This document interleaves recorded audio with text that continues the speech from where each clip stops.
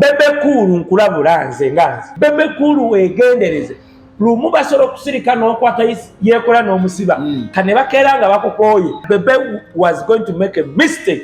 okukola ekyo kyakoze Yekolera. Bebe kulu njagala akitegeere nti bajja kutuuka basobola okutuuka nga bakwetaniddwa naye ennyumba ne bagamba taliiko musolo. Bano tusalawo okugenda ku polisi. Bebe kulu tosobola kunsinga ne connection.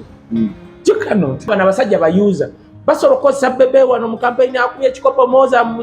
ne bamala ne bagamba tetumwagala is a liability. Tudde osobola okulaga amaanyi ne baseka kubanga ab'amaanyi tebagalaga. Bebe yali agenda kukola one mistake on me nenga baali tebamwagala baali mu State House. Lumwe baali batebakwetaaga balikozesa ki. Bebe kulu toli mu government genda mpola kuba Yekolera. Kajuisi okalabye. Kajuisi nkalabye era abantu bagambe nti tuli climax. Background mujiraba nabagamba nti climax kye kitundu ya Las Vegas kati ya Kampala. New place in the town. Gwali ebulaya mu America ngagala kumulako baina sauna, baina steam, baina swimming pool eyabate yabakulu, baina kati no restaurant wakulu mujiraba. Tuli makindi nga wakava ku police wali ekibuye banga yambuka bita ku KFC. Kero KFC. Kati awo yambuka awo mutagata Forex. Wamanye makindi edda wali makindi house. We wali kwakuna matata. So wewe nja kubanga mbawo simu oba oyagala kujjawo booking oba oyagala bakole delivery bayina buli kyakulya oba oyagala chapati za grobi oba oyagala bitya oba byonna oyagala sauna oyagala steam naye nga satu sebo tugenda kujja wano nga satu Katikkiro yagulawo ekifo kino climax naye nga satu ko wola abantu mwenna abajja okukyakala kuva ku macha tugenda kuba live ku TV bikoze bitya. It's a family day out one nga satu ogw'omukaaga climax agenda kubanga eggulwawo mu butongole. So nkowola abantu mwenna nga satu make it a point to be here. Tugenda kuba live ku Kaye Wisdom official YouTube channel. Duncan Media tujja kubeera ko nga tuli live. Nemmi Media. Byonna basita bagenda kuba wano performing bwerere okuyingira. Bwerere. Nate nga climax okuva ku Monday paka Monday. Ebanzigule jango chakale buli kimu program zonna nja kubanzibawa. Bobo oyagala okujja wano nga twabitegedde osobola kunkula ku simu 0704 Kamsone sponsor Kelly Slimuti. Bobo oyagala kusala olubuto oba omugejjo Kelly Slimuti organic. Ngulirayo. Emitwalo sebo giri 15 twagala genda Bulaya olaba ezamu zikyabuze nsobola kadwaita weva munongula emitwalo 15 mbakuyise Duncan gwasinga okuba n'abantu abakwagala eyo bakwate $5 ana bitu mukyala ali mu America California Julie wachongulira yakantu kamu kapaka kamu ka mutwalo 15 kusala lubuto mugenyi lubuto no mugenyi wenkana ekasegeza wetanga bubiri apeyo kamu wachi asampa ko lubuto nomanya ajja myezi 3 katuligana myaka 2 mfuna bujulizi yewa akakuwa one kali tested siddaga nti likola bubi majani wotokoga oba ne otesalanga akuddiza sente ye kyakola Julie enza sigena kukagula oyagala yakangulire Julie ndowooza owulidde kati nange enchanzi mu mbozi mukati oba ku Kaye Wisdom official ng'abantu baga nti kituufu akantu kakoze Duncan era Julie obaka mu Julie araba Julie ndowooza osegedde yono Duncan so gwe naakaagala oba oli mu America Europe oba ludda tukola delivery tulina dduuka oba ki onkubira ku namba yange oba n'opereza WhatsApp eri 07049 muno watch bobo oyagala kola firimu enjogere n'ezitali njogerere oba oli mu America oba oli luddawa genda ku Play Store downloadinga kye bayita muno watch juzamu email yo ojuzemu ne password gy'oyagala oba keyword any keyword kitegeeza password gy'okozesa ku mmere osobola okuteekawo Kaye Wisdom Gmail n'oteekawo nti climax nobanga osasula emitwalo 3 omwezi olaba firimu nga 10 enjogere n'ezitali njogere nange kampisawo kukyali wano bamuyita Ida Fusion African Restaurant akugamba nti genda wawo e Rotterdam osobole okubanga weefunira akamere kiwandiridde Uganda akayina bulungi nnyo bw'oyitayo era mukulu bw'onooba ogenze Netherland olina okuyitawo wa Farida gwa mukaaga oli ekkamere Farida nzija njagala nzija onkwate ndaga abantu restaurant yaffe Farida onjo kyeyo ajja kwokya nafa kyayo asobola n'okungamba nti no wisdom wakati ngenda kukola tour bannange ngenda kukola tour mu Switzerland Sweden Denmark Netherlands so Farida ngenda kujjawo ndaga abantu bagambe eno restaurant kwe kuno okulya kyekino Farida wali awo era ne omwaga ku kibanja kya Google yako Fusion African Restaurant Rotterdam ojja kuba okirawo bulungi nnyo n'endagiro ebaako enamba y'essimu kweri buli kimu kijja kutambula bulungi so namukwano gwange yangamba akwagala nnyo bamuyita Numbers US kitundu kyesimanyi bulungi yangamba nti bwakulaba nga ndi naawe ku live munyumira nnyo nja mutumirako nentumirako ne ku omukyala muta Tina ali Boston yagamba akwagala nnyo Tina w'amaanyi nnyo eko ne mama mulungi mama mulungi n'obwetowaze twagala okutumira na byonna byoteekako nebyotuusaako engalo nekasinga mbeera n'omuntu gwe ntumira bwe nti naye nze Duncan waŋŋamba n'abantu baŋŋamba mbuuza abakyala bantya mbubagamba ndi mukambwe munanga abantu tebamanyi ti bino ffe Museveni yatufuula bino okuba world neffe tulina obulamu nti nzire ewaka neneerabira munno owakiyange beesiiba ewaka beera n'obudde bw'eddembe njagala nnyo okubeera awo mu miti oba okubeera awo kati abantu babalowooza nti wisdom nninga konyi bakulabira mu mbeera eri endala nibatamanya nti embeera ate mukwano bannange nnina nange omukwano tange ndi muntu naye muleme kuntya mu bitambudde naku wiiki eno byetwagala okuba nga tukuba mu tooki badde bingi naye tujja kuba tukubamu bimu na bimu omukulu Bekol bawaziwena namanyi ziwena yemu ku bakazi abasinga obulungi mukazi mulungi ate mukazi mugumiikiriza ziwena otolese kyobukumikiza muzeeyi omanyi kakirekera kireka ziwena ebyaddala ze waliwo entunira ziwena bwenti neŋŋamba ziwena mukazi omanyi waliwo Duncan waliwo omuntu afumba ew'omuntu n'ogamba oyo mukazi Danera omulaba Danera yali mukazi nze nganze Danera mukyala wa Kamiliyoni yali mukazi ziwena nze buli omulaba bwenti njagala mukwata mu ngalo yali mukazi nti ojjawo omusajja Bebe nga wanu yeemanyi ali arrogant teri ekyo si kivumo ku Bebe ali arrogant ali ki naye ziwena omutunira bwoti n'abanga atabirabi ozze omusajja alina omusajja mwana mubwavu akuma eri but n'olaba ziwena engeri gyakuttemu abaana benze njagala nnyo omwana wa ziwena oyo akuba omupiira Alpha sali n'akaana kano akawala Bebe alina akaana akawala akakogera oluzungu ako kwegamba n'olaba kubanga Bebe sikiwa nti ayiba n'obudde obwo but omukyalo ono bw'otunira abo abaana Bebe abo abato olaba nti babadde nnyo n'omukono gwa ziwena nti obalaba bakakkamu olaba n'alani ono omukulu kubanga agezaako okuyomba ne King Sir naye ng'olaba abikaka bukasi si karakita ye tabisobola tasobola kuvuma abikaka kati kindaga nti ziwena ng'oggyeko Bebe kuli ali arrogant nti ziwena amakaago alina engeri gy'agashepinzemu in terms of one and I want to thank her. Yes. Anenga kigenda Bebe ku dala kikwetagisa okuba nga anoonya yeekolera. Ekozi yagala anoonya yeekolera ky'obuuza. Yeekolera manyi ne kyeyamugambye. Yeekolera yagambye bannaye kambabuulire tugenda kuziika ziwena ekkololo. Bukubanga ziwena akoze ebyafaayo okugumiikiriza omusajja alina entegeera ya Bebe. Era yagambye agenda kuba campaign ziwena waafa kati wakuziika kololo. Omwana yeekolera aliribye naye nga nze olumu ngamba olumu baana bange asusizza yeekolera baasuzizaamu kituufu kubanga olaba nze yeekolera namugamba nti nze abo bamuwozi banyiizaamu nze waliwo balamu yanyiisa nemuvuma ekivumo naye namuvuma nga ninaanyisa ayagala bali batuubire nze gundi balamu anyiiza naye nkoma ku bino nti gwe balamu wali mulogo wankuba you know, I don't want to go. Sisola gamba bala muvuma baana be.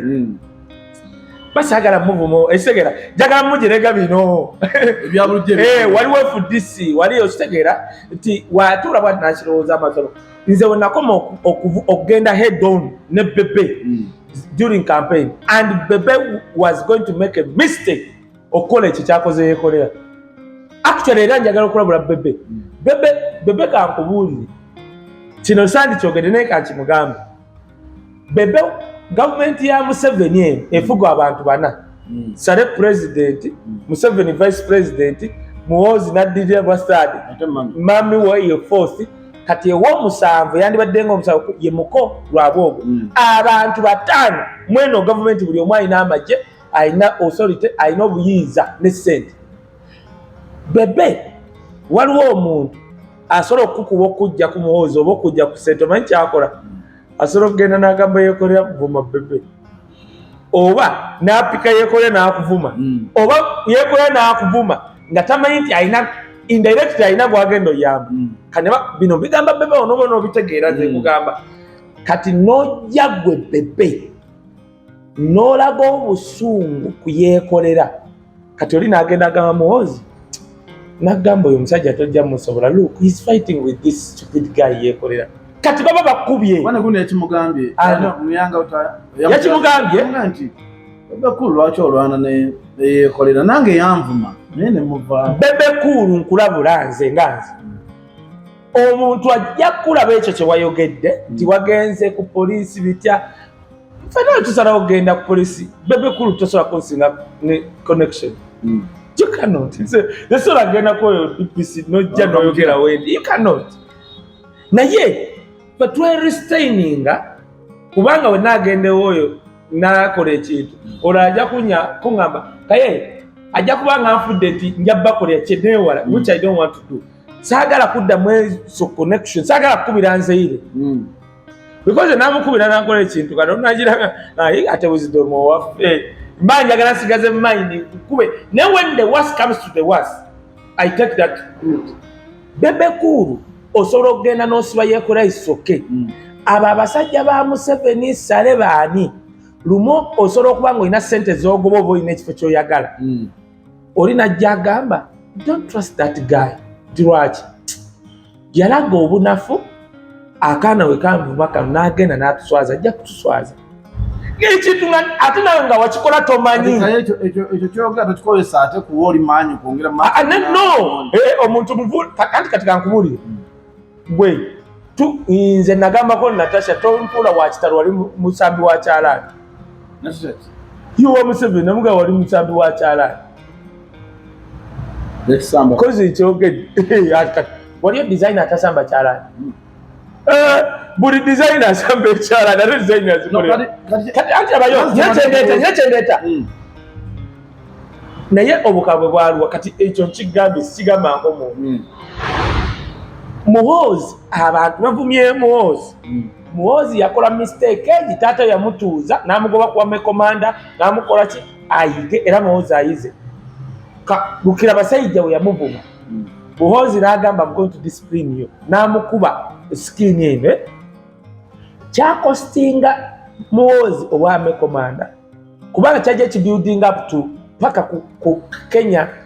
kyekye Muhoozi. Nenga kyava kulya basajja kikostinze taata we ku international platform kwarukira abasajja kyabakola mu German European bitya kakwenza lukira abasajja kati taata we n'akwata Muhoozi n'amuteeka mu nsonda n'amuzza mu ssomero okuyiga n'amugamba never be offended by small issues. Museveni ekimu kimufugisiza Uganda emyaka gino yafuuka musiru nti omuvuma tutuwuze Museveni muvumye empalaata kwega nga talina kyatugamba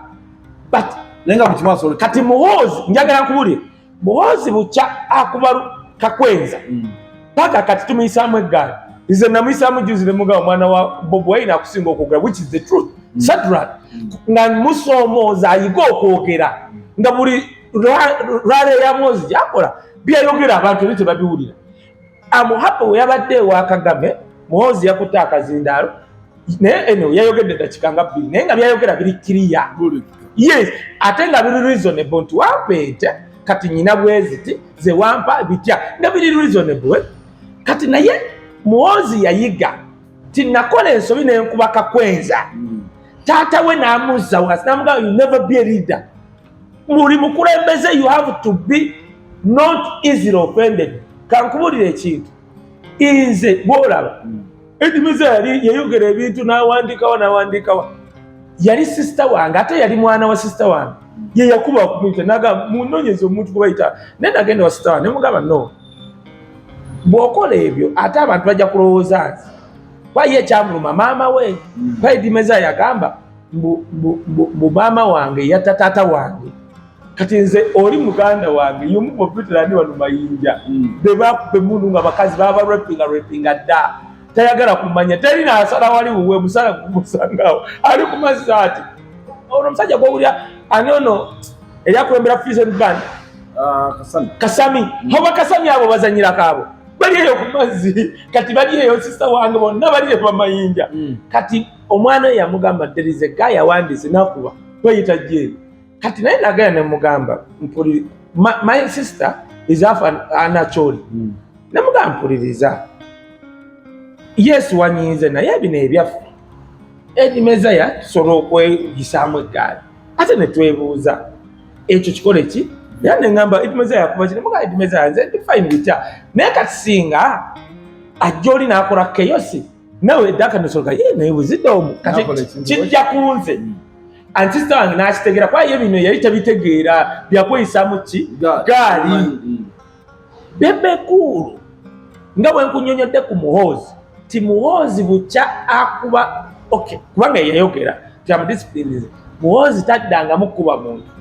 nze nkugambye namuyisaamu eggaali nemugamba omwana Bobi Wine akusinga okogagwaita Sadrak ate nali nkimiininga because kyekyo nakola lumu baali mu meeting mpulira balamu oyo gyobuuze lwasama namugamba eri ku media namugamba yaliwaawo namugamba but I want to talk to this guy mutabani w'omulaalo can you get him to me balamu nayogera ebigambo nga mutwalo eyasooka ali mujasawo nambuuza wisdom wali opanyeko ku mukyala wa balamu konze simumanya kumanya nagaa lwaki takwagala konze akoze ate ne babinyumiza ne mubagamba nedda balamu alina ekizibu alina emmando manyi n'abantu balina ebiteeka baba batima naturally nze nakwatako gundi akanika nsiimi mwabo abasajja nga bakabi naye abasajja baagaana and he is near to their Bunyoro Nankani baagaana nembaga if you can't tell akanika nsiimi n'akanika nsiimi n'abayitako nnyo kati nze balamu mumanyi naturally watima ate tayagala bantu bagezi ojjolayo batambula nabo ng'agenze wa Museveni agenda n'aba dance people buli gwolaba bagenda naye njagala ozze Bebe Cool emabbali omubuuze balamu yali akuyambye ekyekya ajja kunnyonnyola ebituufu kati nze Muhoozi watuukira nze nja kukulaga waliwo gundi emu gye bamuwa kiripu omuntu omu nankwenda nga Kaye sindikira omusajja oluvudde nenjimusindika nampa bu emoji ng'atudde alabye taata we yamuyigiriza never be offended nkigamba abandaba tokkakkananga nnyo nti buli kamu kakunyiiza kakati ngamba abantu nti Bebe Cool kati okulumba yeekolera ekisooka omuntu yenna atayambe yeekolera kati yategedde nti yeekolera ali mu masaŋŋanzira newembanze kati kinkakatako okuyita e Nairobi okuwa yeekolera neoguba mutwalo kuba nategedde ali muki kati waliwo abaawulidde statement ye mu America luddawo abagenda okulwana okulaba yeekolera ng'ava e Nairobi olaba ekyo Bobi Wine newenkubadde yabadde atwala yeekolera azi okay tamanyi ki kati yategedde naye ate nga Bebe Cool waliwo ekigenda okusigalawo kitya Museveni ali mu myaka gye gyakawungezi Sala ali mu myaka gye gyakawungezi be bakumanyi Muhoozi ajja kujja nga bamanyi bamu bayogera nabo be baffe kyenjagala okubuuza bw'okiwagira eky'omuntu okujja n'avuba muntu ne famire ye sikiwagira however kubanga Dankani katika mu njogera gyeyogeramu ninga agamba nti igwe oli kusaidi yeekolera okuba nti avuma oli ne famire ajingira bunabina namu kati kankubuulire ekintu kyennanyonyola sisange kiki nti I'm a public figure now I'm subjected to criticism nze Muhammad Nsereko bayira mu NMP2B ngenda kwesimba Muhammad Nsereko bagenda kunga bakampala Central oba Rubaga South kadi yanno ndi an official spokesperson one tukulinzi bana Uganda bona baninzi bagenda kunsonja bampa anti kati nze nasarawo ngenda kukola endagaano mbaloya nze njagala milioni 5 esigadde zigenda mu constituency bibina byabakyala bavubuka baboda bwekolemu nabula batugamba anedda abo baali banaku nze nzize nga nyina ennyumba mu Kampala Duncan Lukati aba bafuga obubi ba Museveni bajja tebalina ate poloti wano Duncan tolondanga omukulembeze mu America Barack Obama ekyali ki why white people were hesitant nga bamulaba bva ku byobuddugavu naye background ye tebagiraba mu bugagga paka jjajjaawe bwe bamuleeta omuzungu tukuwa Duncan ekibonyabonya Africa abakulembeze abasinga obafuga baali banaku na bakopi ate mu bwongo ekibonyabonya Uganda buli actually pay like akule Duncan you know nti Muhoozi asobola okukola ebintu ng'omuwadde wali obwa meeya bwe oba wa yagala wa president tasobola asooka agende kuwera osiwano naawe totukooya naye okimanyi ati kati biki byakoze ne Uhuru azze emyaka 10 n'azimba flyover Museveni azimbye crossover niba nga flyover yafe esinga ebbeeyi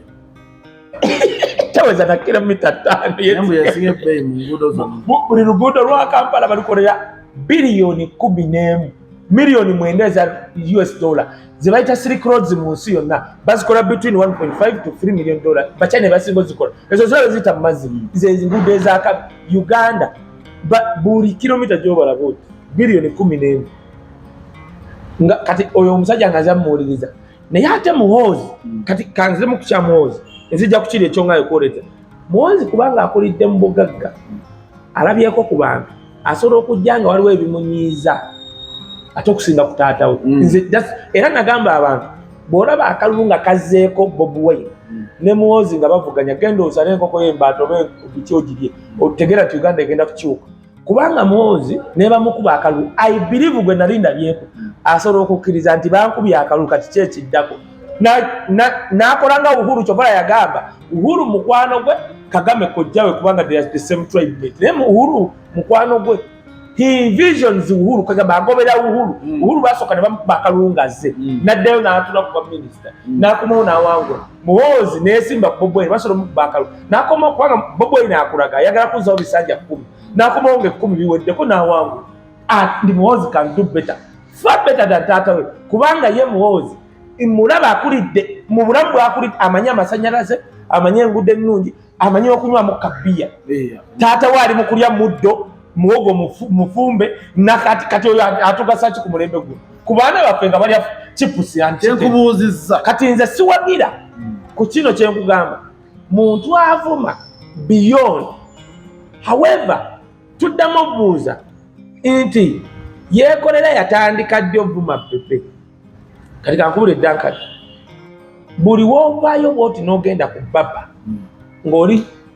gundi ofuuse public figure weetege ku byoyogedde okuddamu okukyalenjinga ekyokubiri Bebe Cool buli wogamba Bobi Wine nti akavubuka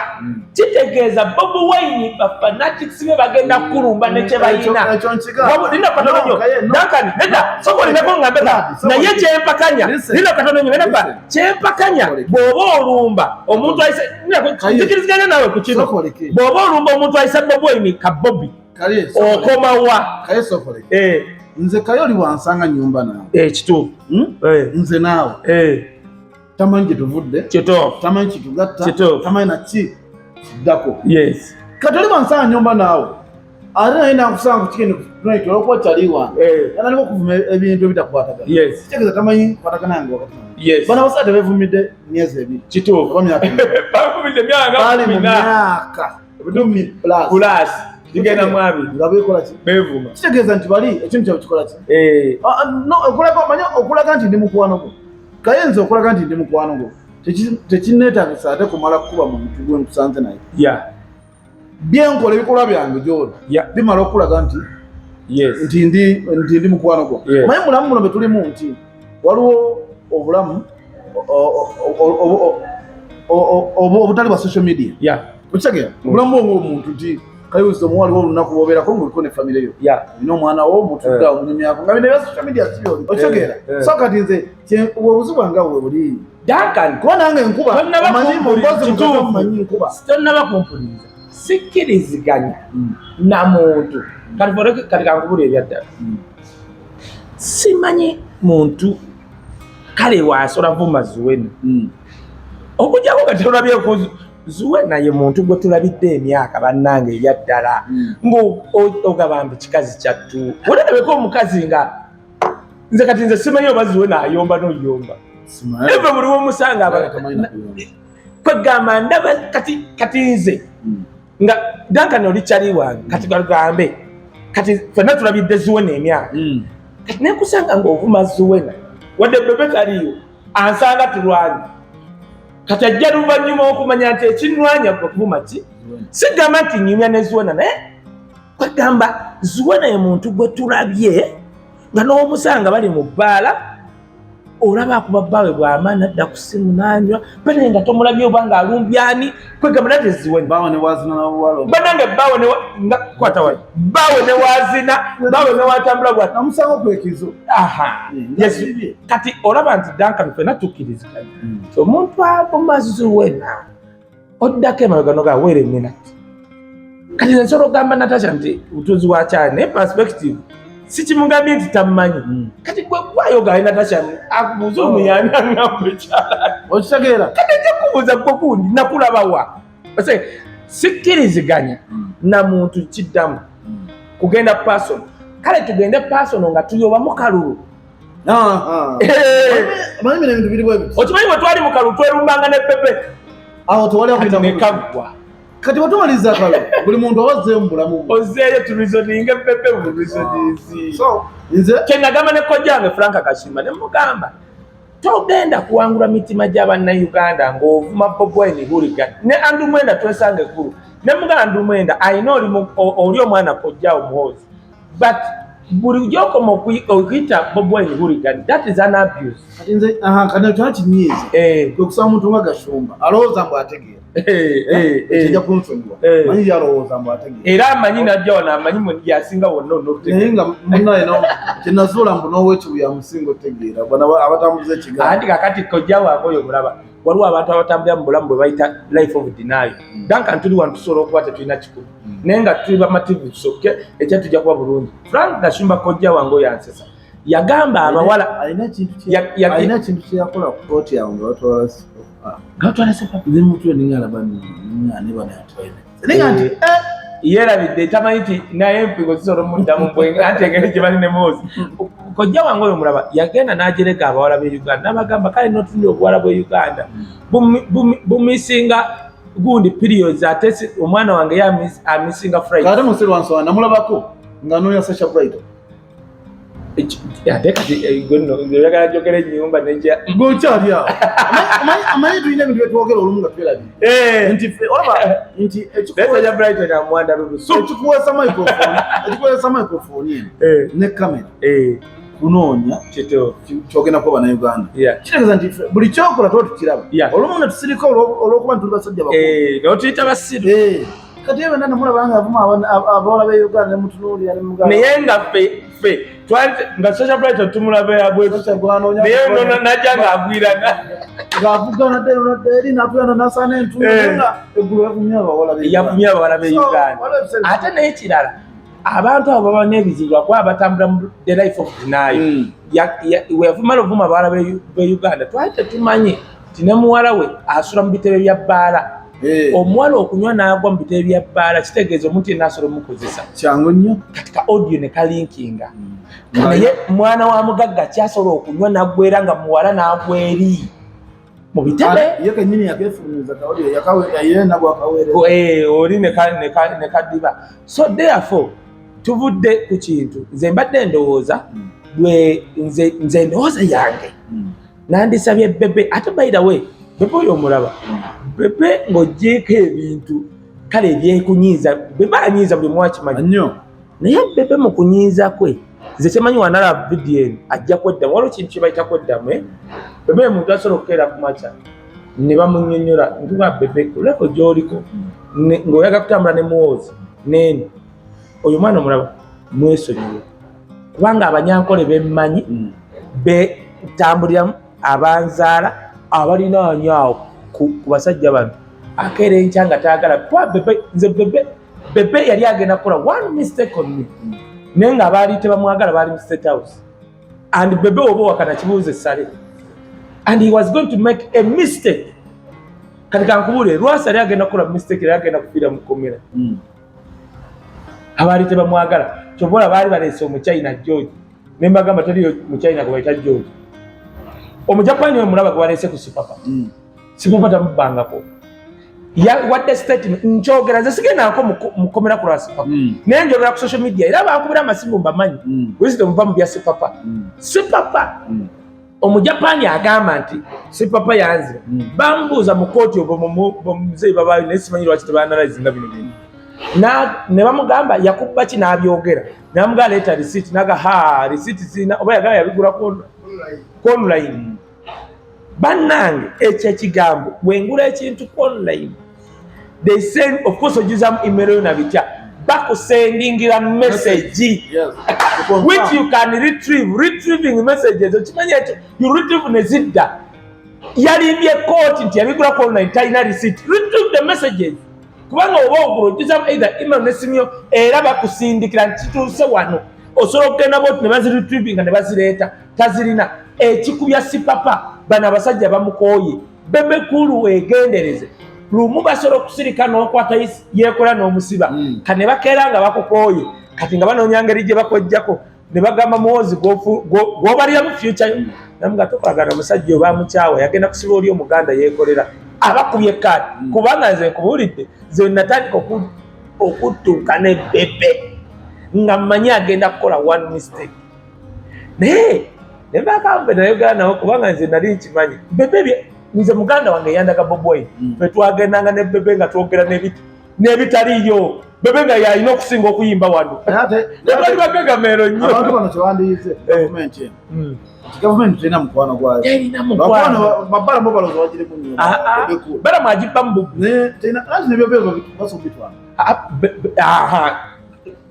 kwata wano kati kakubule Bebe kino kankiddemu nze waliwo ekinnuma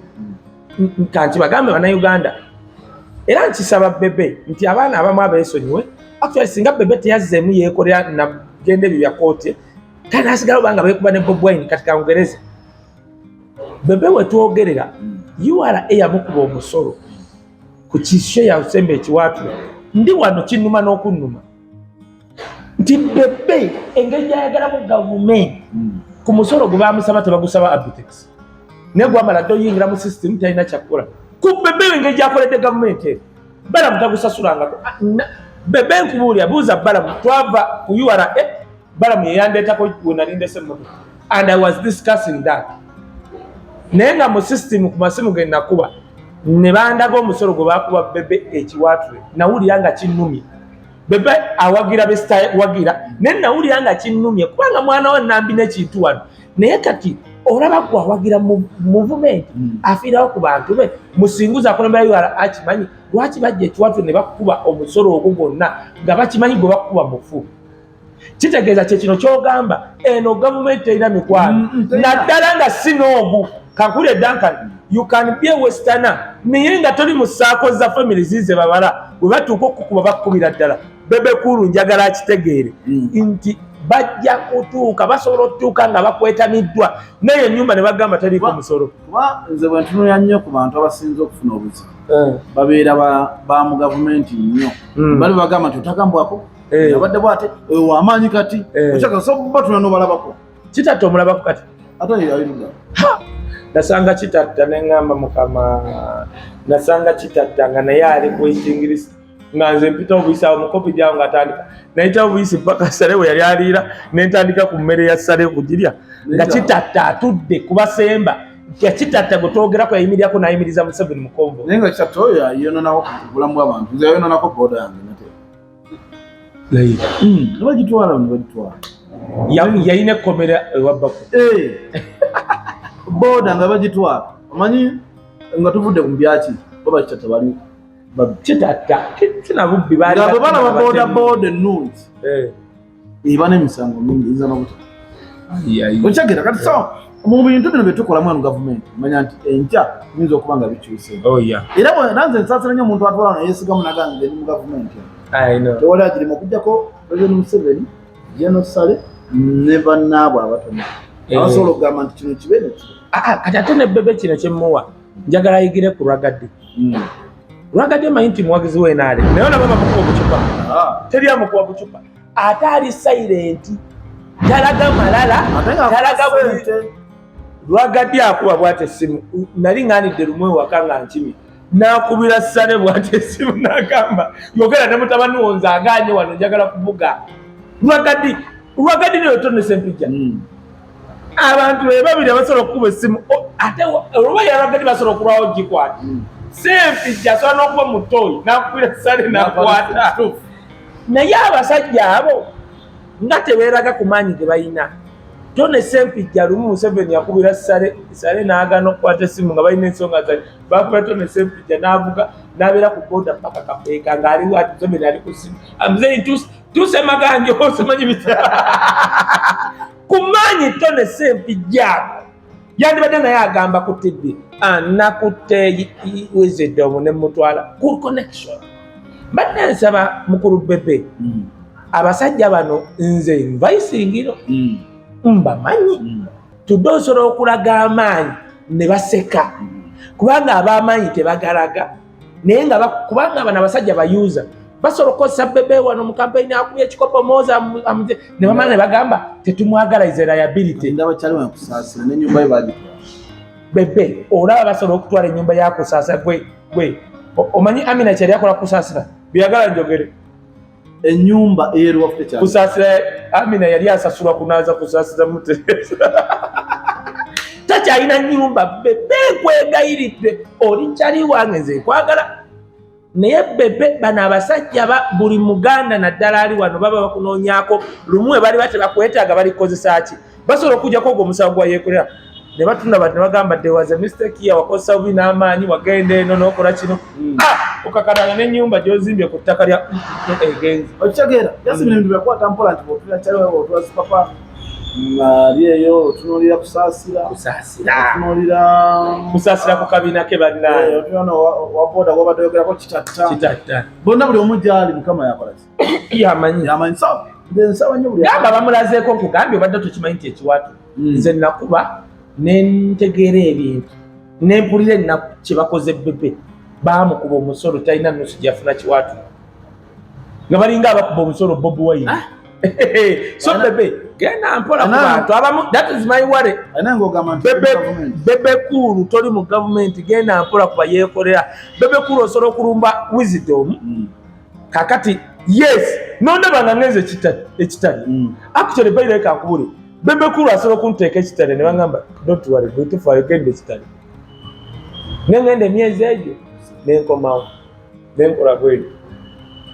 nemutunuulira n'abayiwa amaanyi nnyo namanyi oyo bamuzeyi bange babataddeko hanga so nze mbadde ndowooza tube nze ndabye ebintu tafubi yaŋŋamba Wisdom twandibadde bakitalo nnyo twali awo mu State House nga tusola ennaku bbiri Emakalusi naŋŋamba newensigala wano ku kapeti ng'agamba newensigala wano ku kapeti nga toyi ziryo zifukamu zijula n'okulongoosa Emakalusi n'asooka nywa byayagala naye omuntu obusanga n'alimba nze waliwo bendaba nga balimba oyo muzeeyi wali kusula motozi nti omanyi Natasha yankubidde essimu n'enseka bane buli omu alimba muzeeyi birthday y'omukulu Dr. Jose Chameleone yavuddemu ebibala era nagenza okumaliriza okutegeera nga omukulu Edirisa Musozi kati president wa federation y'abayimbi akyogere bulungi ye president w'abayimbi abantu bakitegere Uganda omukulu Edirisa Musozi Keunzo ye president w'abayimbi essaawa zino mu federation era ng'amyukibwa omukulu Bebe Cool big size nembuuza kati ate kiri wesi bayirawe federation eyo amyukirwa Bebe Cool ate Bebe Cool n'aba head of finance Bebe Cool tabagala president naye yakulembera eby'essente yenna yabisalawo kati gwe gye mubeerera banafuna ssente ati kati abaana abo balaba bagezi nti olaba nze isale ne waba ayagala okubaako kyakola nti yalowooza nti basitabe balina amagezi agategeera okubikola tubola ffe twabeerako nabeera wajja misale 2 years nga covid tanakutuuka naye tulina we twatuuka kuba yali ng'agamba abayimbi nsobola batuukako nti naye ate we yabafuna abagezi n'ababbi ne bajja ate ye teyakitegeera Eddie Kenzo tasobola kulembera bayimbi era agenda kujja lwa kozi kozi eyo wenaggwa togenda mulaba kubanga abagayi beegatta waliwo omulyo Bebe Cool ebbanga lyonna by proxy by the way Bebe Cool ye mumanyi asobola okunyiga empiki ti Bebe Cool omulaba asobola okuba mulina kyemugoba n'agamba mwozi n'anyiga eno n'anyiga connection ze naye kakati ebintu ebyo ebyobukulembeze byetaaga obudde kati siraba Eddie Kenzo budde obwo nti abuyina tu Eddie Kenzo wa busungu Eddie Kenzo yanyiga lwakubanga yeteekako eno pretense mu mawulire kati ebintu ate by'okulembera weetaaga oli mukakkamu omwana akuyisaamu eggaali mubeereyo ne mwekwata amatayi mu meeting tusobola okuba mu meeting zaliwo omuntu otwabeera mu meeting ayagala nnyo okwogera kakati ng'ayogera ne tusirika bwezi lumujja nosale n'amugamba naye Wisdom nga toyogedde kakati ate bangenda kwogera n'ayogera naye gundi sirikako nga yalowooza okwogera because ebintu by'okufuna ssente mu gavumenti okuyamba abalala byetaagako paperwork weogamba budget tebakola budget za lumbe nti zino ogamba zino ssente zigenda tusabe biliyoni ne miliyoni 10 za kino tugenda zikola zispendinga bwezi ekyo kyetaagamu amagezi either amazaalo oba amasomo nze tumi nalabye mbu Bebe Cool baataddemu Juliana lwaki baleeta Juliana ti Juliana aliko kino ng'ojjeeko bana bagamba tata wa mwana Juliana yalwa naye kakati n'oba Museveni oba Muhoozi oba Sale n'olaba abayimbi nga Juliana yazaatudde wallahi ebigambo bye oba Museveni biba bitono ate Dani Sindi oba omuyimbi yenna omuwala omulala kuba kakati Sindi ne Fiina kati myaka ena bali wa Sale ekibuuzo kati kyembadde n'okubuuza nti ku myaka ena ewa Sale kubanga ffe twaleka bagenda kugula kiri kizimbe kya one stop center kyennaleka era n'ensiibula ewa Sale kubanga twagenda netulayo Museveni n'ayita omukazi nani waakyo bitya ne bamuwaako ne initial deposit awe natabukira awe nayingirira ddala ebyobufuzi n'ensiibula nenga naye ngenze kuwagira Bobi Wine kubanga for the first time nalaba opposition leader nga waddala naye waliwo be nalinda byeko nga bajja ewa Sale ekiro kati n'ensiibula era Sale n'angamba Kaye ojja kudda wano ng'ofukamira seegeza ng'oli mwavu n'atamanya nti nze ndi mwana wa bbala we nagenda siddanga I'm become better day by day naye nze naleka ekizimbe tugenda kigula twaleka work plan activities zonna nga wezigenda okukolebwa bukya tuvaayo Sindi ne bayingira kati bagenda mwaka gwakuna Sindi Fiina ne baani ekizimbe bakivaako sente ze bafuna bazita capacity building omanyi kyekitegeeza abantu we babbira balina ebigambo by'oluzungu mu bukulembeze capacity building kwe kukuŋŋaanya katugeza abayimbi buno otandika okubayigiriza financial management nti bannaye muli bayimbi mukola ssente naye katubayigiriza enkwata yaazo nga sisuubira nti Duncan omaze mu bidongo nga promota ku ssente z'entono ezikusaze nekkolaki titomanyi ngeri yakwata mu ssente zo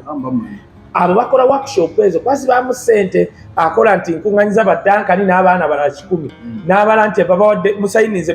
emitwalo 3 bamuwadde miliyoni 2 n'agenda kuwa hoteri ekifo n'amugamba njagala ombiringe nti buli mmere ya mitwalo 7 naye nkuwa ddiiri njigulako mitwalo 2 oli n'akola risiti nga buli swaani agibaguza 7 bwe batyo bafuna kati bafunira nnyo mu workshop era kati management ya Sindi bukyajja mu bukulembeze bawuma batambudde nnyo Mbaale erudda aba Hanison mbu bayigiriza abayimbi kakati agenda okuva Embaale simanya kodoko bitya ng'aguze primo era ajja wano n'akwewanyako mudanka temwagala kukola fenga tukula kumba ali ku ssente zammwe za ddiiru tasobola kuyiiya kuba kakati singa twagula kifo kiri twakigenda Museveni n'ekiro yajja kwekyo ekifo nze nyatuuka okwogera ebyama Ragadi akimanyi n'akiraba nga tutaddeawo buli studio simanye zino za Bebe Cool bitya bapromota baani buli omu alina abayimbi ba gospel baani it's going to be a one-stop center ne ministry agenda wali bagenda owunzika nga tebalina bwe baliira kati nga basasuddeko ku mukazi kakati bukyaba musasula ki sente zagenda. However nze Eddie Kenzo nkwagaliza mikisa ffe twavadda mu bintu ebyo. Yes nze abantu banyize Tafu B waliwo omuntu omu yali alumba Tafu B ne mugamba tolumbanga Tafu B nawakana nga muri bubi ne mugamba Tafu B omanyi maama we nga tamumanyi ne muga kankunyenyere maama wa Tafu B muganda wa mukyala wa Sale ne yes Tafu B za hafe westana alinga nze naye lwakwa ye maama ye westana tata oyo yeno ne mugamba kati olumba Tafu B tojja mumusobola n'omukuba n'omuteeka wali nga bakubye Tafu B kweni BS okumujja kwesho teva ate ina sponsor ate yeyagala gomaye mutene okwamwe naye bakuba Tafu B waliwo yajanaga programming eno shote tukolera tevaako ate sponsor MTN kati Tafu B yaŋŋamba nenga tunagenda wa Tafu B Fina Cindy Ujuma joga emyaka ena n'omukulu agadisi jamu busama kituufu kubona ali mu music ate era bebamu wasinga okubeere wasali kibaita kavugidde wa konna kwe koyita ati yongerako ne ande kati yali manager BTC naye ali etava abo ke kakundi ke nkugamba nti sawa zino ke kasolooza ne bo bayise balimi babayo babayise abazi babayo bamulimu gwa mutufu Ragadi kansokere njogere ku Ragadi mu kusooka yali ku mazima twaberanga ne Ragadi nze one time natunda Ragadi nankwase na twasiiba e hotel yali nga tebakola byakulya naye nga musulawo kakati ne twalya nabubi bye baleeta bitya naye batandika kutuliisa twali mu covid nga tusulawo kati Ragadi mu kusooka ali ku mulamwa gwa kola pepa tuyambye tutya tukoze tya Ragadi wasitamunenyeza yagenda okulaba byakola bano ba ande bajje bavaawo ne million 15 no zabe za promote agenda okulaba Ragadi wamala okukola gundi nga basajja bajja Ragadi naye n'akyusa enkuba naye atuula awo awulira abalimu najja n'atuula omukulu n'amuga genda ondeetere kino naye olugira ng'akola ki kubanga yalaba n'owokola ebyaki ebyallo kati nga kubanga kati nze natunda Ragadi waliwo we yavuga nga agenda eggulu nadda n'agenda naye nga bamutuma bantu kubanga ganze sirinya baasi yanvugako wiiki ebirungi egi oyo Ragadi gwe gwasooka n'okumanya Ragadi nti alina ennyimba esukka mu 3 yanzijana okusawa 2 netuuka essaawa 9 nga flash erimu nnyimba ze zokka nga buli olukwa teruddamu ne mugamba oyina ennyimba musajja gwe nga ezimu tetuziwuliranga kwa nti alina studio ye kati oyo Ragadi ne muze mabbali nti otuuka mu bantu nga nawe olaba ssente bazisomba busombi noga kati nkola ki wano omusajja n'omugamba takola ki tawulira abalala Fiina we yatuuka omanyi kambabuulire buli omu yali abaddeko obubi Fiina we yatuuka wali n'amanya wano nnemerawo ntya lweno oluyimba nti wano sivaawo kati Fiina kyonna asobola okukikola obutava wasale era kyova olaba nze bankubye nnyo n'enseka wemba njagala okulaba sale nsobola omulaba neggaluga nsobola okugenda egojja obuuza apitex lwakubanga nze ekyantamya mwabwe kiringa n'enzeire baagala nnyo okujja what they want for me to work for them kati because of course baali balowooza nti I want to make it kubanga nze nasooka passion ngasoogera na Bob Wine nenkuba ekikopo kye kati natsembaawo nga tujogera n'enzeire nangamba bwezidoomu jangu ewali ekibaluka ampita comrade ne mugamba saagala kujja wantu kukola kintu lwa ssente nga sikyagala kati abantu nga Fiina tebalinga nze omanyi wookula oba oluso bwavu ne bukuluma otuuka n'ogamba mulimu abantu dankani abatamanyi nti Uganda esobola okukyuka nze naliko ekkatumu ebyaddala nze sirabangako jeno mu Africa alinga Bashir yajjanga mu kkubo bwati ng'asobola okujja n'helikopita n'avaamu nga n'akanyonyi tekasobola kukaaba ng'abantu bonna basojjukira musana ng'abadde ataddeko music ku street eyo buli omu babagamba Jeno Bashir atuuse n'ojjako music ne beze buzika tugaye kulya ku climax yeeyo ne helikopita ekudde mu kkubo Bashir ng'anyumira uniform ng'Abasudani baamatira titeri muntu asobola kujjako Bashir okuba Bashir yali afuuse muzibu yajjako mu Darfur ekifo kya Darfur kigatta Uganda emirundi ng'esatu next just a province wali abawarabu n'abaddugavu kati abazungu edda bakwata abawarabu ne baleeta mu Darfur bakuba abaddugavu kuba wali ebyobugagga bingi kati abawarabu batono naye Bashir yalaba abaddugavu abali abangi baali bamufuukidde ekizibu Bashir kye yakola yakwata abamujanjawiiti n'abawa buli mundu n'abagamba sweep that place ne batta buli muddugavu kaana ka mukyala ne balowooza abaddugavu beddeko baweddewo oba bayingira mu ttaka nange simanyi kuba teri miti oba bayingira mu musenyu with time ng'ayiseewo waliyo abaddugavu and the number is there kikyengezaako kugamba abaali e Sudan tebalowoozaako nti Bashir busolokera ng'ali mu kaguli kati abantu aba bano kino nkiddamu kyombuuziza nti abantu abalinanye essale bakola yuki munnange batandika kukusa mbuto zaabwe waayi balowooza ssale will never die abalinanye essale bamanyi tasobola kufa abalinanye Museveni bamanyi tasobola kufa kyova olaba nze nakolako video nembaga mwetegereze nnyo ebigere bya Museveni lwaki ayambala nnyo zi open naye olina ow'omugamba abyetegereze ye alaba bya golodi kati abalinaanye bali mu kuzimba za apartment bali mu kubala visa bali mu omusajja asobola okulimba fe twaberanga ewa ssale nga tukola bintu byalaali munnyonnyola nze omanyi nti nno nagambako ssale ne mugamba nti nyina osis land yalimbye ku ttaka n'agamba ettaka lya Kayihura na Munakenya Ambrose liri Luweero naye njagala Osirands oyo ojja omubuuze kubanga olaba asobola okubbanza kitegeeza bali ebawabweru natino bannanga President you can't fail to handle an Osirands kati naye yaŋŋamba bw'atyo literally nze ngenda mu kooti era nsirise naye yali alowooza era nze amanyi actually nze ssale yaŋŋamba nti ampita Kamagu yakigamba abasajja bajja omugamba nga bamulimba yali budget ye kati nga nsirise bwe nti nanga Wisdom nga osirise tolina kyoyogera nga nti wenayogera bano boogedde bakulimba bijja kukola ki kati nanga no but talk kati nenjogera bwe njogera omusajja yali ayambadde tie ne coat nambuuza muvubuka what level of education do you have nesirika kakati ssale n'amugamba nga tonnayogera ono manyi bamuyita nasonga muzi n'amugamba ono Wisdom bamuyita Kamagu kitegeeza tomumagukirako ye bwatyo bwakivunula oli byeryannyonnyola byali byakusoma nga nze byennyonnyola birala ezo nno meeting mwe mwava gwolaba permanent secretary wa finance oyo Ngobi kwe yatuulangawo netutuulaawo n'afuuka permanent secretary wa ministry of finance from nowhere ne bajjawo muhakanizi naye bali abajja n'amataayi kubagamba ebyo byemunnyonnyola sente teziriiwo bino bikolaki so kino kyenkugamba abali ewa ssale tebalinga ffe femunaye twakolanga byayamba ggwanga kyobola ssale tasobola kugamba kinali musabye akakadde era abaagenda ewa ssale bankwata yababuuza temuyinaayo mboozi ndala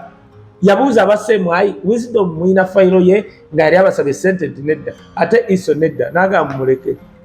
simple kati abaliyo bakolaki bw'aba muwalanga sente zimulemye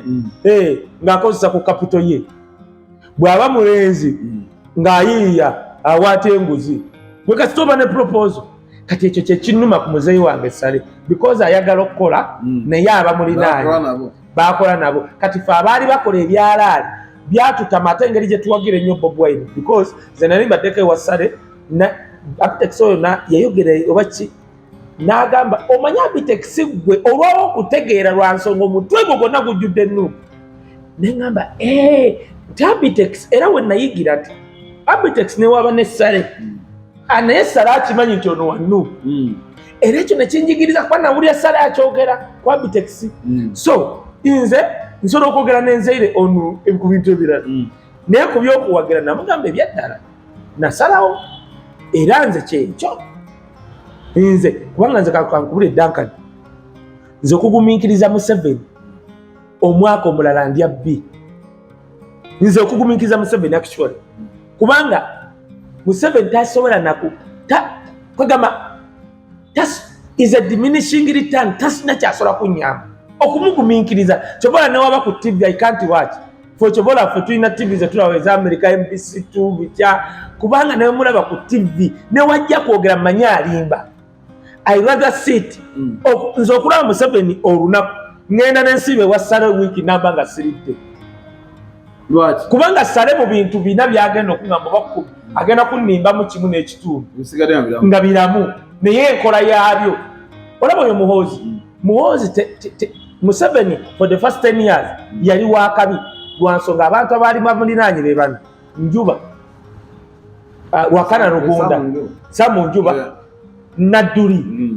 Bakasirye Gwanga Samu Kuteesa oba abasajja abo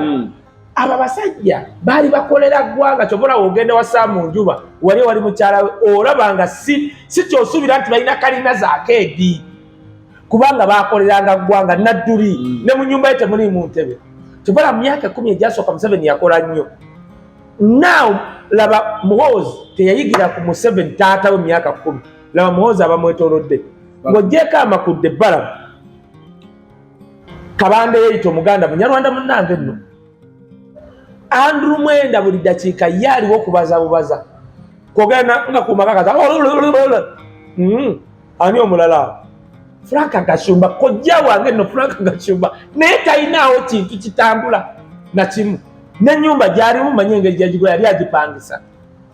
kati Muhoozi niwe yandibadde alina ebirowoozo ebirungi ebizimba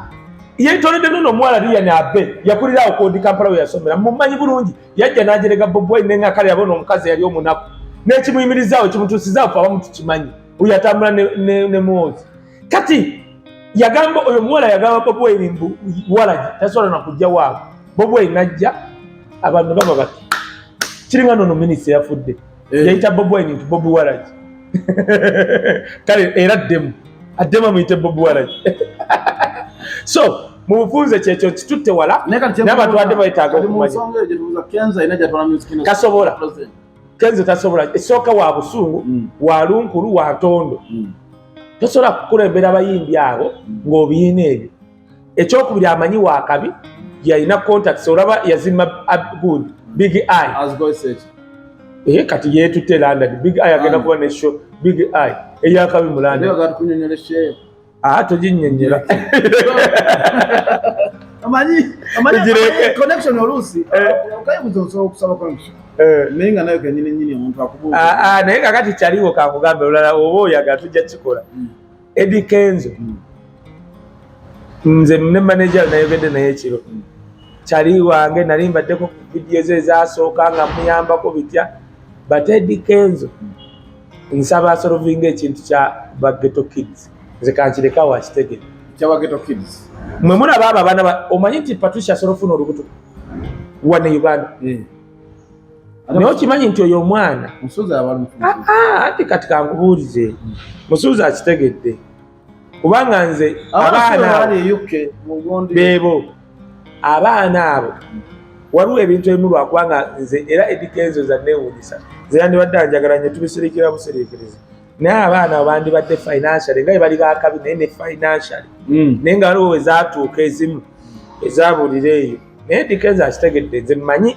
nsaba Eddie Kenzo yamba ku baana abo ate oyine si kuba wa ssente naye omanyi wosobola obbateeka ne bazifuna kuba baali batuusewo ne bazibawa ne zibulira awo nga wooli nazibulira mu ye mumusuuza waliwo endeemutuuza Spice Dana yabadde n'endongo e Dubai ne Canada naye oluvannyuma lwa Spice Dana neba naye kale onatongo w'amaanyi mufumbo oluvannyuma lwa Spice okuyimba ewa Gino Muhoozi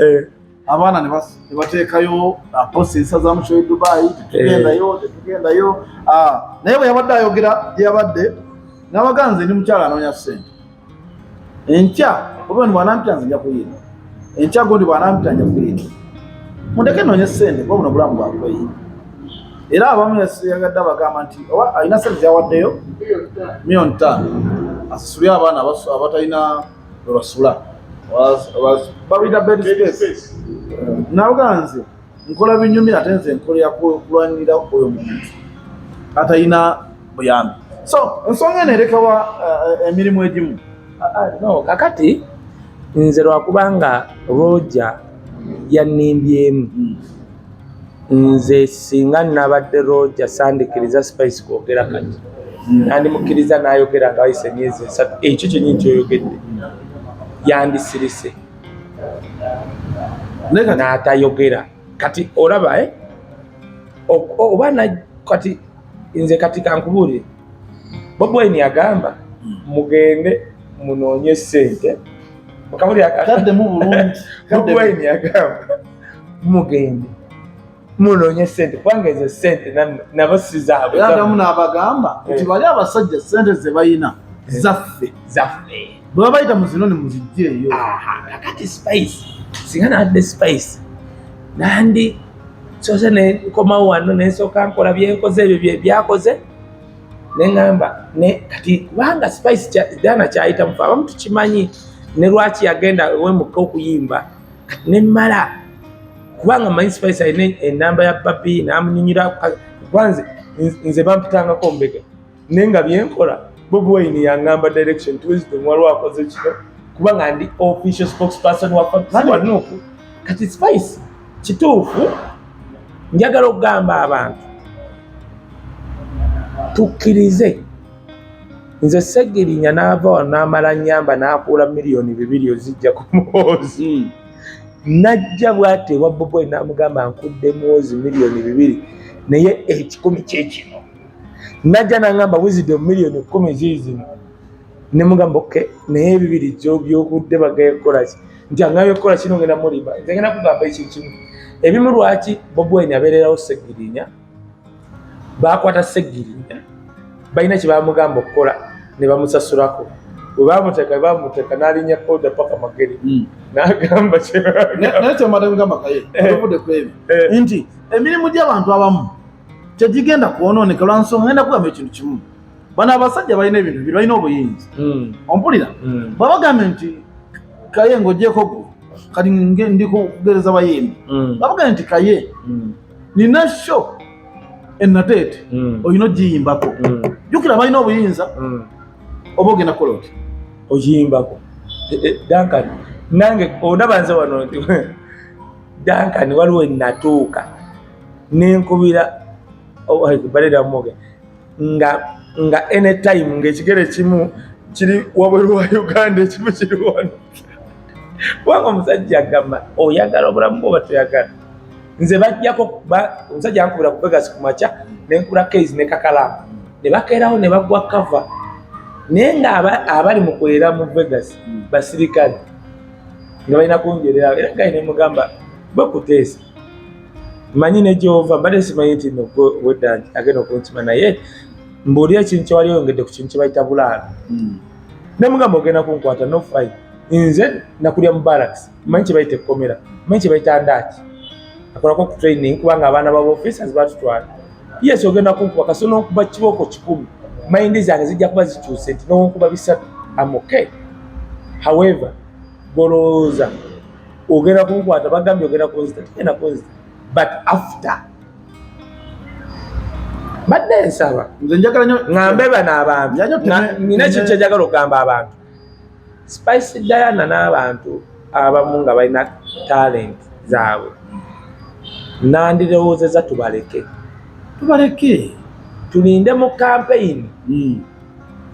tulabe Spice Diana oba taatimbe byatimba ne gwanaatimba tubaleke bakole ssente kubanga ebintu bino abantu kyebeerabidde nti nze avuma Spice okuyimba wamuwazi ndi mutunzi wa nnyaanya oba nina edduuka lyange Mityana siina ŋŋanyi kola ki kola ompulira Spice abasajja jjukira abadde nnyo ku ludda lwani kati saawa zino bakikozesa akasungu bamuyite nateeta ayimbe agaane agenda kuddamu kuyimba wa anti jjukira kati ŋŋenda kubula ekintu kimu bwe tuba tuteeka endongo saawa zino olukusa tulujja naggulu ate bw'ogende naggulu olina okutwalayo posita y'abayimbi gy'okola ki gy'owatimbye ompulira kitegeeza nti baba balinamu omuyimbi gwe batayagala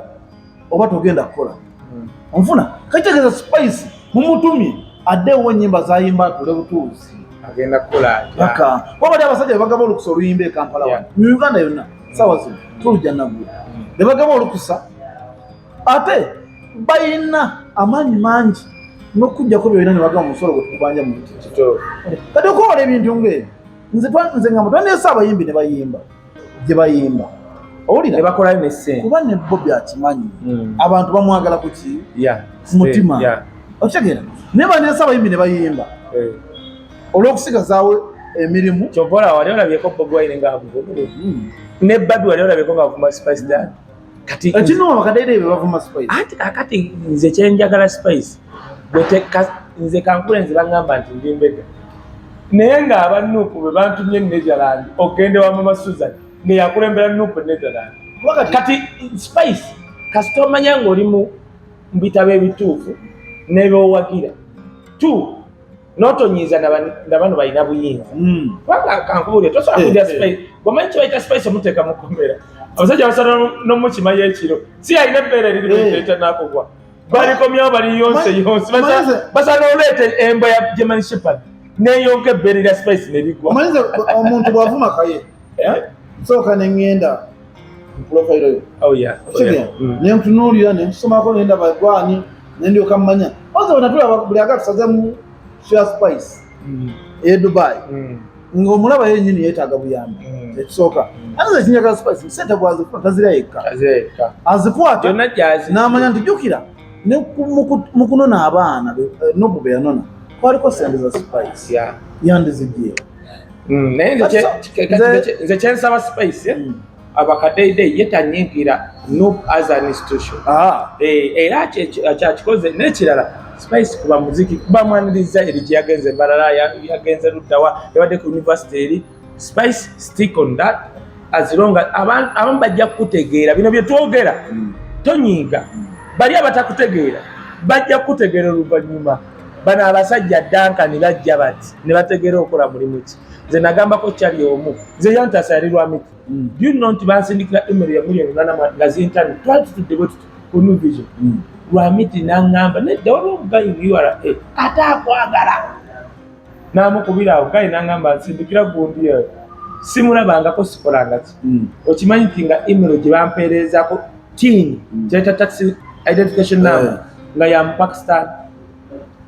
naye nga bakyusa enamba ng'onoogamba nti enamba yo eya tin eri 1001 kalibona bakola 1010 nga baddidde nesooka kali nga tosobola bitegeera kati omusajja aŋŋamba nsomereyo email gye bakuweereza tiini erimu nensoma nanga kati nsomere eyiyo nemuga yeeya nti naŋŋamba ate olina wagiwandika nti eri mu simu yeeyo naŋŋamba genda mu simu kati naye sigenda nagende mu simu naye Lwamiti yali awo neŋŋenda bwe nti nga nagiwandikako ti nengisoma naŋŋamba kati wetegereze enamba zino ddayo eri naŋŋamba olabayo ettiini yemu naŋŋamba bali baagala kubba wisdom oli political naye nkwagala nnyo gwe tobadda mubaleke bulesi naye omanyi gwe omwaka obwayita nagenda ku URA nensanga omuwala nga muhima katatu yombe kati nze manyi pressure nga gavumenti yakutaddeko nze Duncan ndi wano nze nsobola okulwa ssente lwakubanga tetwogera mu bantu naye nolabayo omuntu omusiru agamba wisdom ali bulungi atusobola omuyamba naye nga singa saakiteeka mu bwongo nze Bobi Wine yaŋŋamba Kaye bingi byogenda osanga nesigala ku ekyo kyokukiririzaamu kati Spice byayitamu muganda wange Spice olaba oli omusajja gwaga nti afiire ewuwe n'ebyo bye nassaga nze Spice singa akubuuza nze nina be natwala awe wa Spice ebyaddala Roger alina ka vidiyo kannalaba era Roger akatereka singa alibaawo agenda mu kooti nga omukozi adduka ng'ayita ababooda mu kuyingira mu nyumba Spice yakubira abapoliisi abaleeta 99 okutwala omuvubuka nga mulamu naye omanye batuuka mu kkubo bwe baakola ne bagakozi ono tumujja wa Spice kumbe Spice baamunoonya dde engeri gye bamulaba ne Bobby ate omuvubuka addamu otegeera kakati ekyo bwe tokiba kyekitegeeza ekyamuzana nkubuuza nti kati struggle ebeeraga wa bwonyiza Duncan wa struggle ng'ate abantu abasinga kati nze yinza okuba ndi wano mu struggle naye nga nina empaji nga 10 na meka ezitunuulidde nze nzigamba Duncan ono ebintu byakola mu struggle by'amaanyi naye olaba muyisizaamu eggaali kitegeeza mu struggle temukyali kakati kakiriwo ekiti nedda gye bali Spice ayigire ku nze zibampita ngambega nali Netherland ntudde mu nyumba ya Mama Susan omuvubuka bamuyita Julius simanyi Miransana nakola live naga bannange drone zange zingambye Wisdom Muhozi yamwadde obutwa ali ku red passport agenda kutta abantu bonna mu nsi zagenda mu Zairo era abantu mwe mudinkizanye kati bali ne bati okujindaga naye weyayogeranga passport yange omukyala yagenda banoonyeza tiketi ezijjaawo paka Germany era muzeyi wange ali yeyanvuga okuva e Netherland emmotoka ne famire yonna paka Germany naye nga bendimu bentambulemu banno nga gyendya n'emmere era omukyala yagamba Wisdom abaana nga bano tobaddanga mu lwansonga ffe twandikuwadde obutwa kale tamanyi nakumanya passport gyotambuliddeko nze nandiroziza Duncan struggle waliyo abo abantu abakulaka bampaani tusigale ku mulamwa kati nze n'omuntu kati ngoyo oyo yanyiiza nnyo oyo gwoyogedde saga nnyo namwogera anyiiza nnyo mukunyiiza ndigade muvuga nze amanyi nali mbadde komanyi nze nina live zembeerako naddala ez'enkyukakyuka nemmanya nti eno live yono ntuufu ono anoonya buyambi anoonyayo ssente ono ageta ompulete ngamba nze n'omuntu lumu yagambye yayogera ekintu ku live o naye nga gwakyogerako ekituufu mbadde naye owulira naye n'agamba nti ali mu kufuluma Uganda agenda Kenya naye nga amazima genyini tuli ku papaali otegera ekintu ekyo kati ebintu ng'ebyo oluusi mu struggle simanyi bantu kikyababaana nze ate ona bweyogerako nze bannwanyisa naye waiso okufumbira yangamba naye abantu abamu bangamba Wisdom bwe wajja bano abaana tebamanyi gye wava and you came you have the numbers kati era nze nkola byange ajja nga tunyumya disitwali tukola ne maaka ono geto speaker nangamba Wisdom byokola byonna tubiraba ate nze teriyanzamu maanyi nga fasiledi waffe Babi Kyagulanyi yangamba Wisdom you don't know ekyo kigambo sikera yangamba you don't know tomanyi kyokola gwe nebwe kyolina omumanya vidiyo egyokola fotosookotira nawulira nga nebiri byonna abaana bebanvuma byerabidde naye nga omulaba omuntu akusiima ategeera value ya Kaye Wisdom that's why njagala nnyo Bobi Wine nti Bobi Wine toyinza musanga awa obudde ebintu ebitalina makulu oshegera osoloka Bobi Wine agenda okuvuma ono ekituufu nga twogeddemu akatono Bobi Wine mukulembeze mwinze Bobi Wine ng'ovudde kuri efozi nze mbisa byenakubiranga simu ku radio waliwo oluyimba ambassador Fabes bweyantwalako eyo agatuwa Senate kupama simu ku radio naye nga olaba ebintu bye abikola ngeri yakya kikulu otegera so nze mbadde nsaba nti buli muntu agoberera Bobi Wine bwe tugoberera Bobi Wine tukope Bobi Wine weewaawo bw'oba mukyala tukope Babi ebisigadde bijja tunyumira tutambula bulungi kibula nze Babi yampa ekifaananyi ekya century yankwata bwati mu kiwato kati ate kazinengamba kati banenze nkwate oba mami jente yakwata mami jente yete yakuwa ekifaananyi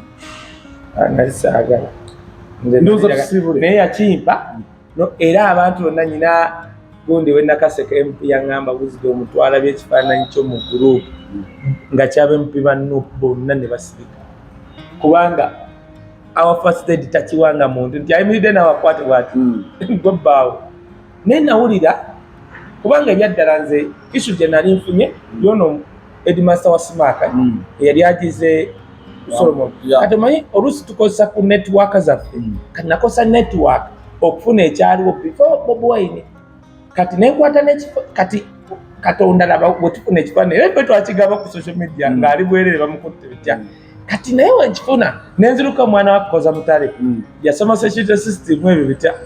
ne mugamba ekifaananyi kino bakigasse bakyaddala naye Wisdom bye nakuyigiza tebayigayo nakino namwa nedda nzize kunkakasa saagala ntomere ng'omusajja wa Headmaster yali bwerere nga bamukutte ne musajja munne nangamba Wisdom teri kifaananyi kibeerako shadow nga bakigasse tebagatta shadow nenzinga nemuga neyanzege nejja kushomera kuba kati nga bali kati ebintu ebyo bwe mmala okuba omusajja oyo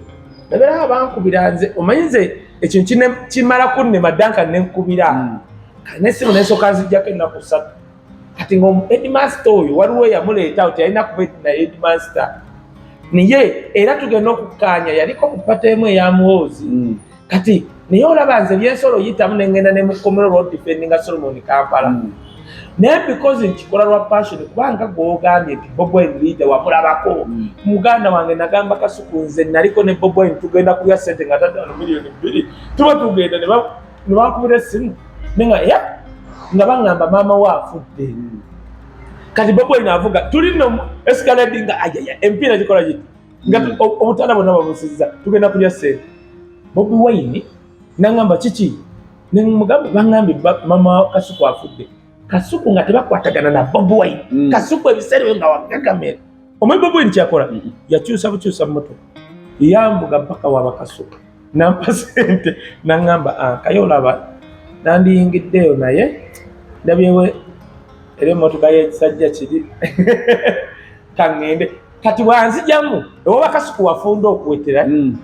kati mbanyingira bwe Kasuku nga nomugamba nangaye wisdom mwebale kujja nemugamba Bobi Wine yandeese nangamba olimba nemugamba jangu Kasuku n'afuluma ng'alaba emmotoka ya Bobi Wine akyusa kati yamala kyuka n'alengera Bobi Wine yali asinze endabirwamu ng'agenda nakkiriza Kasuku okuba oyo yakyusa bye yali alowooza ku Bobi Wine nga gwe wagenda n'omulaba yali tasuubira nti Bobi Wine asobola okunvuga n'andeeta yandibadde nawo naye lwakuba Bebe Cool yali munda bite kati nga Bobi Wine ali yekka twali tugenda byaffe byakulya ssente kati eyo gye tuva na Bobi era nagamba muzeeyi wange Sale namugamba ebyaddala saagala pretendinga ngenze kuwagira Bobi Wine nambuuza wayogedde naye nti nedda nentandika okwogera ku social media Bobi yankubira ali middle of the campaign era nze wamala kuŋŋamba mbega nze ebyaddala my brother yawasa muganda wa Bobi Wine Bobi Wine is my brother in law akati ebyo biraba so mbadde mbasaba Spice Diana tumwagale twagale abayimbi ebyo natubiveeko leka tubaleke bakole oba nafuna ssente atenda kati olaba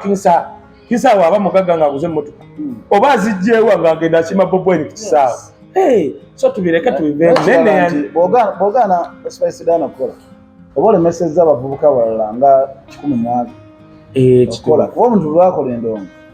alina abalabaawo emirimu so kati Dubai eba tebyatambudde bulungi kitegeeza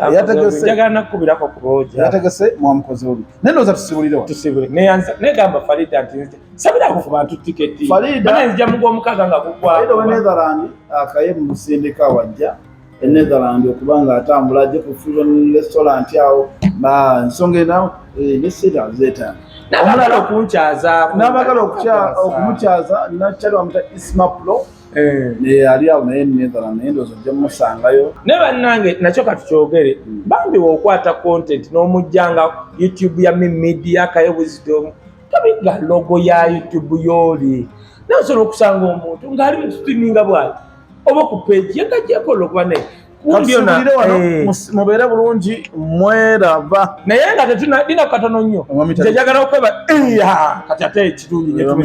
Richmond ate mukubita nti kati sho tugiddamu abantu be UK nze njagala okwebaza Mukama kwali ate bannaye twagala okwebaza emboozi mu kati tegeka ssente zo ogenda kulaba kyotalabangako na byonna nga bwe tubannyonnyodde bonna mugenda balaba ffulu UK Kata Soft Richmond promotion na buli muntu yeetegese okuwagira emboozi mu kati yonna kigenda kuba kyakabi kati wasibire wano mweraba